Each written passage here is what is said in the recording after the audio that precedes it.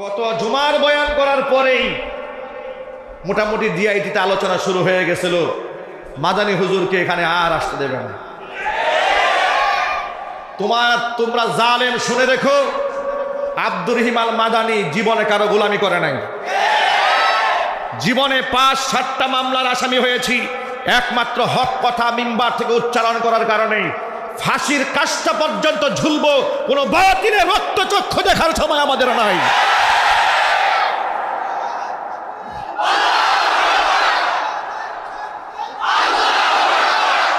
ওরা বলেছে ডিআইটিতে আমাকে ঢুকতে দেবে না।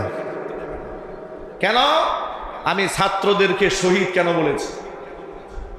আমি ছাত্রদের জন্য দোয়া করলাম কেন? আমি জালিমের বিরুদ্ধে কথা বললাম কেন? আমাকে ডিআইটিতে ঢুকতে দেবে না।